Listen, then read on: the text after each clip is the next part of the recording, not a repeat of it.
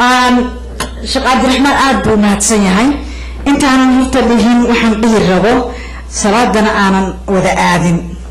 waxaan rabaa in aan soo dhaweeyo oo muujiyo mudane nala jooga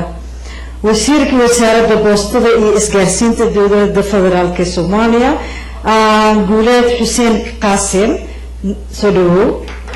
markaad reer u timaado ayaga ku soo dhaweeya bilowgii markaan afka wataan ku dhiftay reer Minneapolis sida inoo soo dhaweeyeen iyo quruxdooda iyo taageerada buuxda intaba waxa intaas sii dheer codkoodii mudana ayaga ka tirsan oo inala wadaaga waxaan u yeerayaa walaalkay saaxiibkay Shaafi Xaashe soo dhawow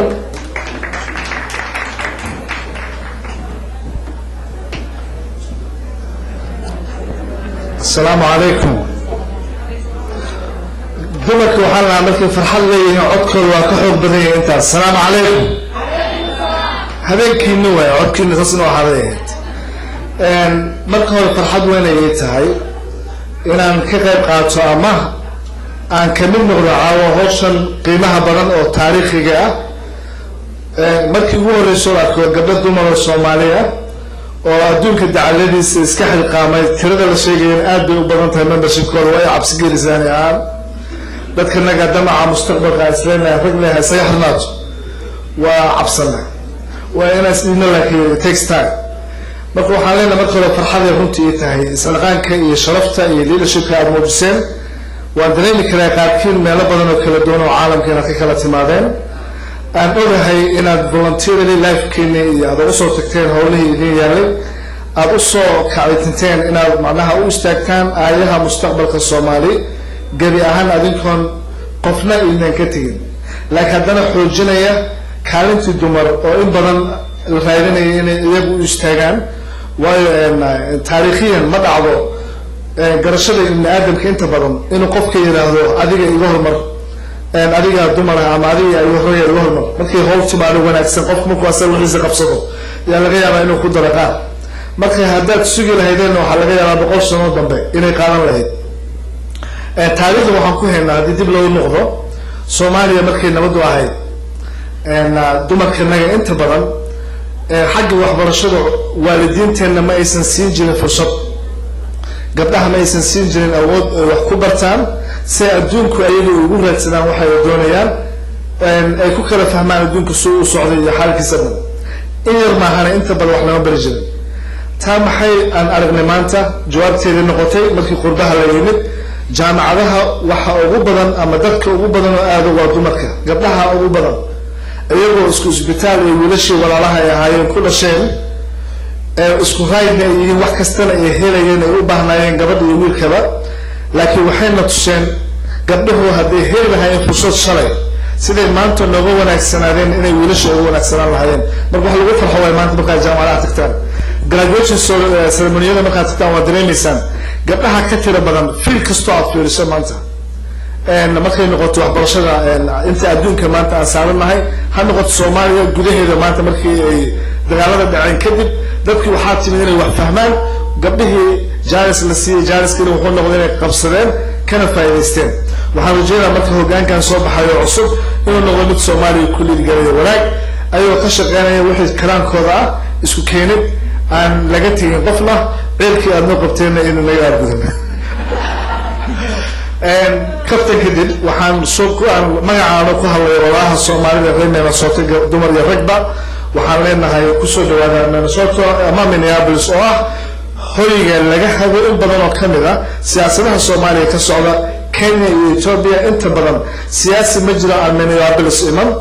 أو سياسة دي سان كأول مشان هم قط في الرئيس إنه كسر مستان أما إذا كك عسلان سيكو حاجة الله وصوت البيرش ما يبحثه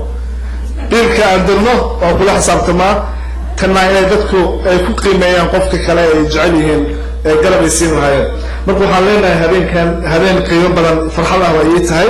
كبر بدن ولا ولا قال هم تليل شكلها مجتمعه جديه يسين بدن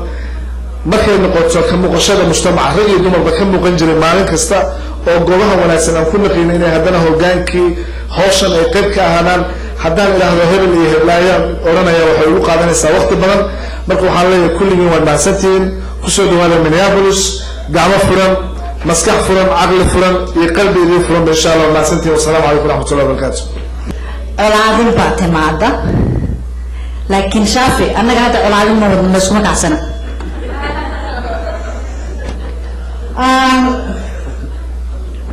رمتي ولجيت كعدون كلمة هي هذا الحيسنا نوعه شبقدي سنة عن رأينا دقيه إن كل عذاي وحوي هاي عقل عد يعدد مدايسن عقل عد يعدد مدايسن إن صومالي خرلو قوض waxaan soo dhaweynayaa walaashii caasho cabdi axmed dumarka way maansooyinka way noocyo badan yihiin dumarkuna noocyo badan bay qayb ku leeyihiin inkastoo gabayga lagu xagliyo ragga haddana ayagu ma laha keligood soomaali baa naawo naga dhexeeya laakiin buraanburka runta haddii la sheego weli maanan aragnin soomaaliyeedoo buraanburaayo dumarka iska leh kusoo dhawa caashan baa joogo 10 sano Minneapolis ka badan baan u maleynaya oo lagu buraanburayo ragga habeenka xildhibaan hebel baa la dooranaya madax hebel baa la dooranaya caawis aan u soo waday sawiraan kartoonka agtag ay soo tiya xagga ay ku weydiisay xagga ay soo mariyay kursiga lagu leefariisiyo marka xilka halkaas way iga bilowday u maleynaya walaashay oo meel ayay ama santahay sida quruxda badan ee soo dhaweysay dumarkuna waxa weeye way habboon tahay in laga qayb geliyo maamulka iyo wax walba iyo hoggaanka iyo talada weligoodna way hayeen laakiin waa inaan haddii aanu helno raggu kole ma ogolaanayaan lacala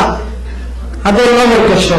waa inaan sida xaqa ah oo ilaahay nagu ogyahay aad xaqa iyo xuquuqda u samaysaan insha allah waxaan leeyahay martideedana kole waxay ku socotaa hormuudka dumarka Soomaaliyeed ay ku jiraan kuna jireen waa barnaamijkan hawaayo baaqalaysiyeen bulshada Soomaaliyeed oo walaha bulmaaday marwayniya mudane salaan migano macaan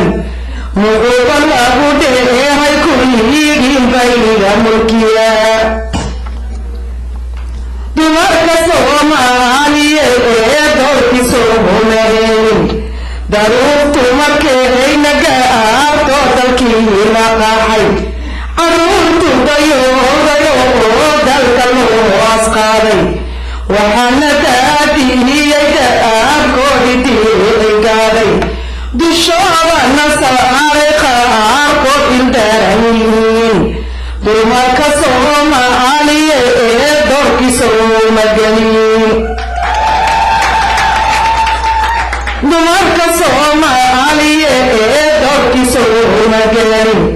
dalkan aan joogna iyaadan dib looga dhigin daruusiga cilmiga iyaaga digriga yeelay daryeelka ubadka iyo gurigay dugaashadaan saygeeda dayacumaa wayna taahawadaan waalidka ducadiisa da'aabtay ku weebasitaan dagaalka nashiga aan olaaday intaa dashaan ee caawo waa doorashiyo door xaqaan lahay war caawo waa doorashiyo door xaqaan lahay حقيقة موشين حقيقين وراجتين حقيقي الله عيبا لقينين حقين رب استقاطه تمام حقين رب استقاطه تمام حجر النوت على وين الوجنا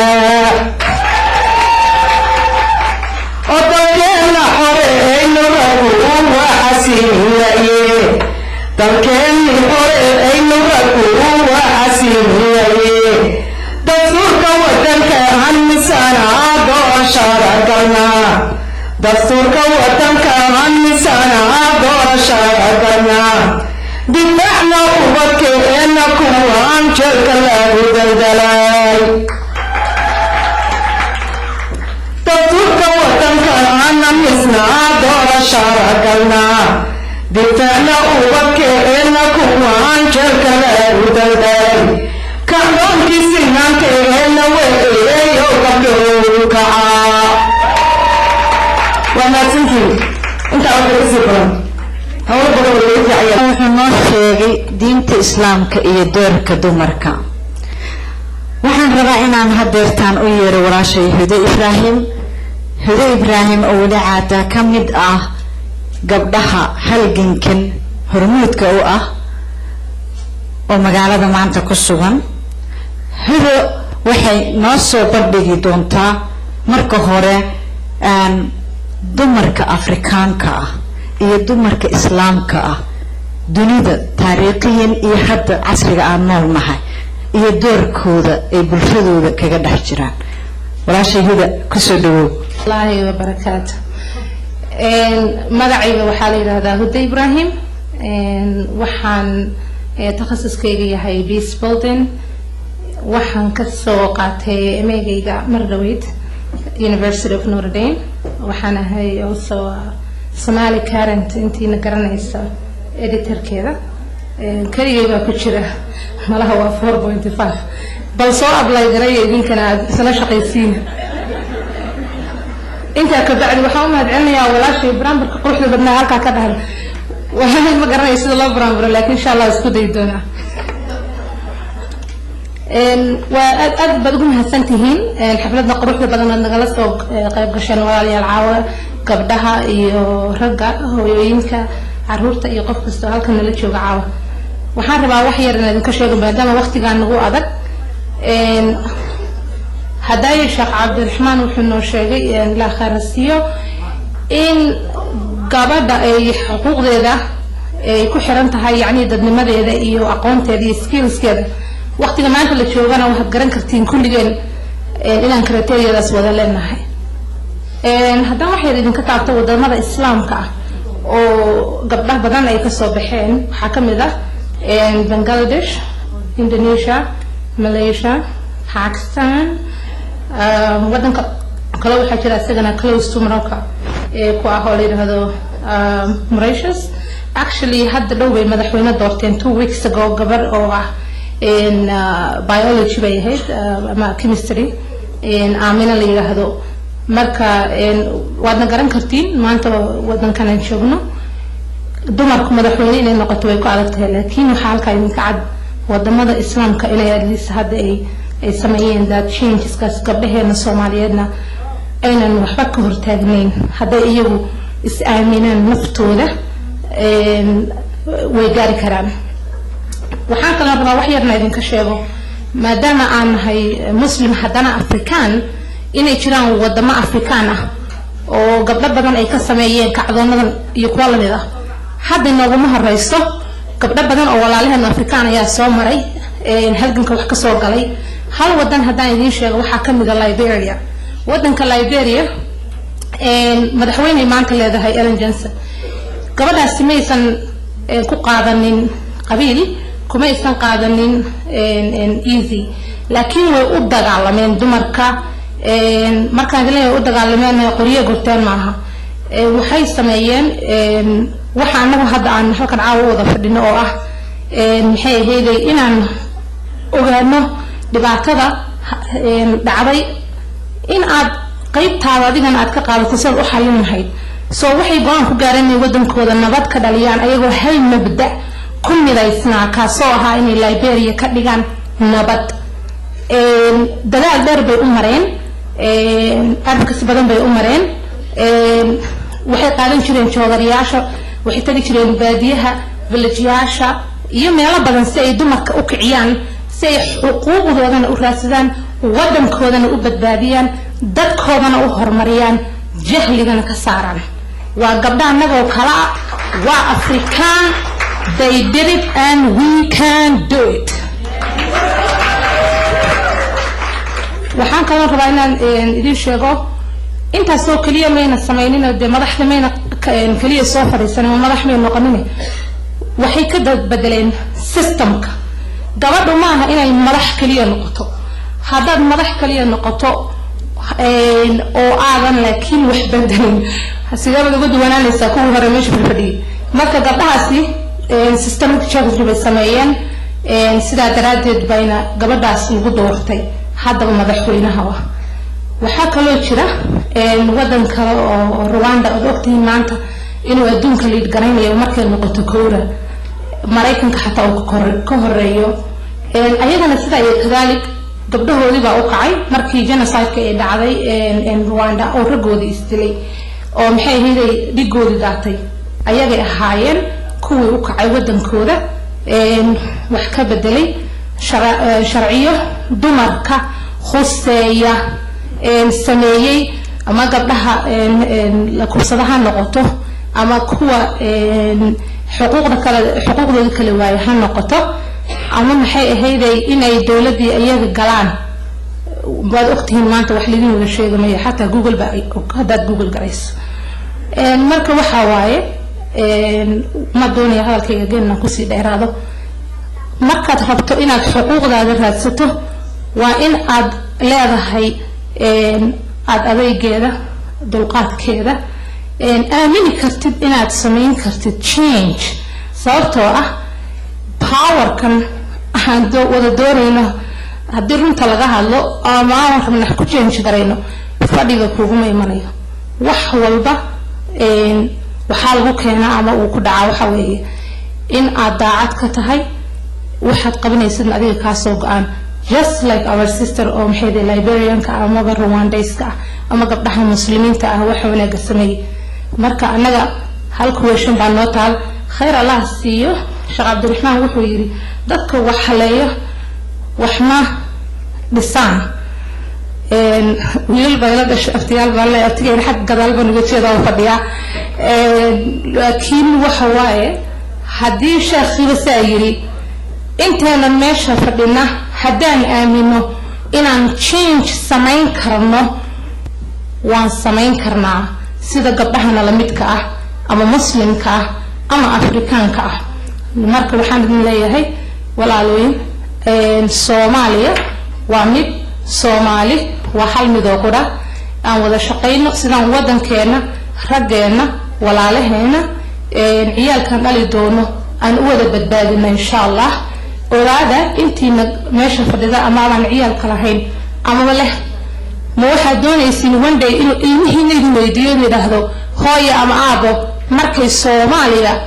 haysi ku jiray muxuu ahaa roolkaaga marka aniga waantinaan idinkaga tagaya waxa waaye dawladdu inta badan democracy bay sheegaan annaga dimuqraadiyadda misrayna u naqaanaa marka waxaan idin leeyahay half of the population hadday maqan tahay wadanku ma dhismayo marka insha Allah waxaan idinkaga tagayaa in aad codkiina raadsatiin because you deserve it waad gaari kartiin heer gabdhaha Soomaaliyeed haddaad tihiin u kaca xaqiina dalkiina iyo diintiina waxaa jirta kacdoonkan in masha Allah hindise loogu soo hindise hees u gaar ah waxaa noogu luuqeyn doonta walaasheen hodan oo halkaa fadhida ayadaa noo sheegaysa xoogaa yar macluumaad yar oo ku saabsan heesta laxankeeda muusiga miraha nooguna luuqeyn doonta marka hodan mikrofoonka la wareeg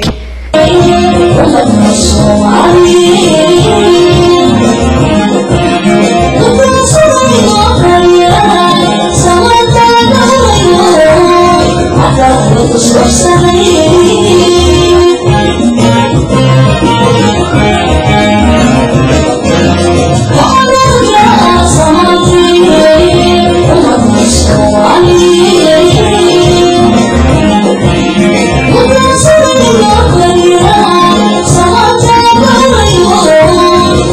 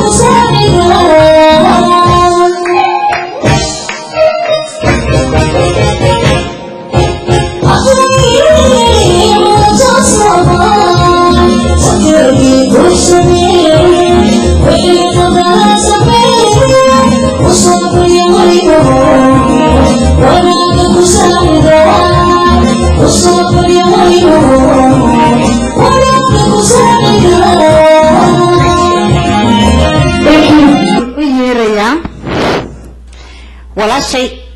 aan jeclahay iga yir haddana awla caato taageeradeeda ahay tiraday ka badatay محبو أحمد سعيد أيضا مو مهمة هنا أقرأنا محبو أحمد سعيد fabulous welcome honor to be here today to be part of this amazing event, the establishment of Somali women equality. This is just something I've been waiting all my life and it's finally happening. I also want to thank the fabulous ladies who really made this happen. I'm sure it has taken a lot of energy, a lot of their time, and a lot of their resources to make this event happen. So thank you, ladies. Let's please give them applause for doing this for us. And I want to thank you, the audience. You guys had the choice to be somewhere else, but today you chose to be here with us to celebrate this amazing event that has great turnout. I'm so happy to be part of here and get to meet all of you amazing people. Thank you for having me. You know, I know that we Somalis, we are very strong and we have been through so much. Each one of us has a history and each one of us has a story to share with the world. And we are collectively people of Somalia. We all have one thing in common, and that is to see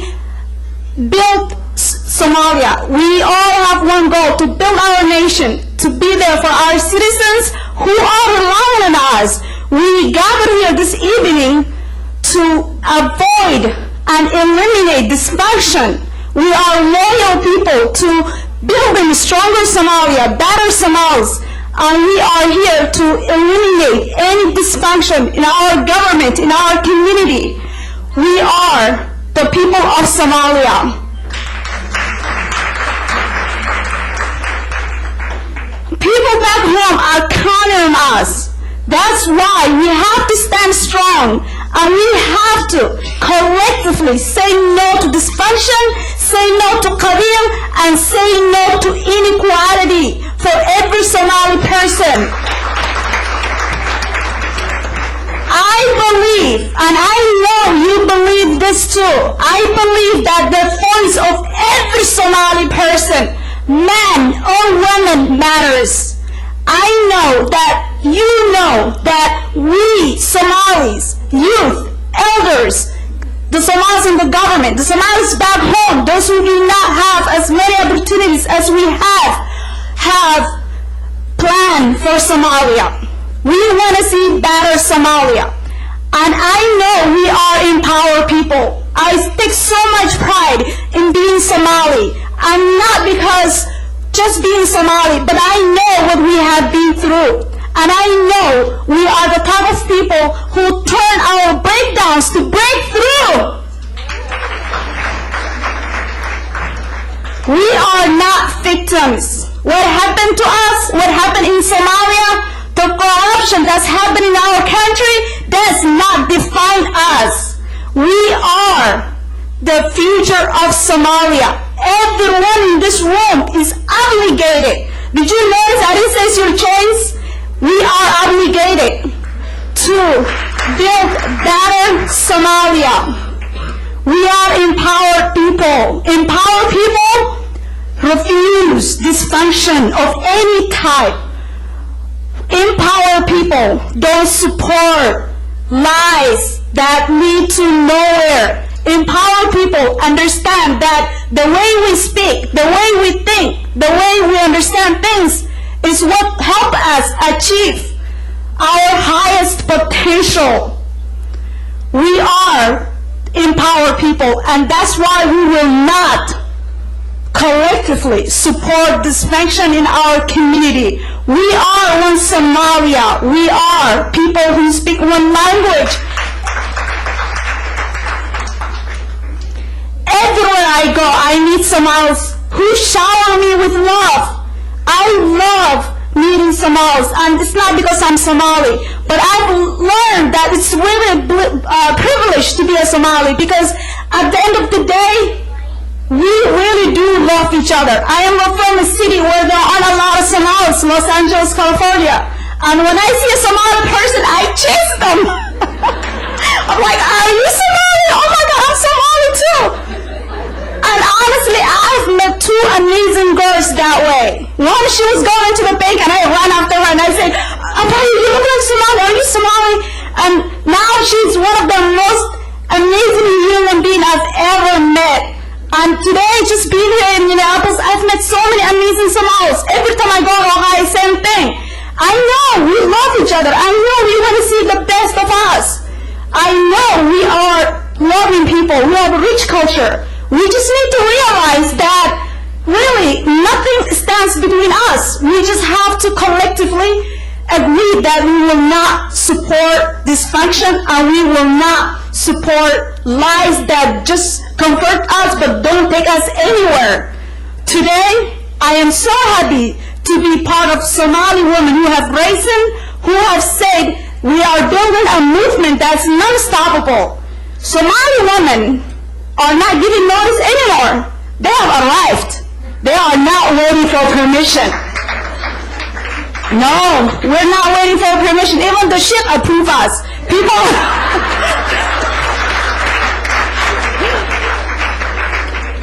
Nobody can use religion to stop us from obtaining important roles. We are ready to play an important role in bettering our community. No more using religion to tell us your role as a woman is not to run for office. No one can tell us that. So today, we're giving you notice. We are not asking for permission anymore. Permission is over. Again, I want to repeat that we as collectively are here to better Somalia, and we are the voice for those who can speak for themselves. And I want to conclude with intro of one of my favorite songs of all time. And I sang this song when I was in college, and I still memorize all the lyrics because it really means a lot to me. And I start. Somalia Toso skutir Salaye Hadbaki Matagdara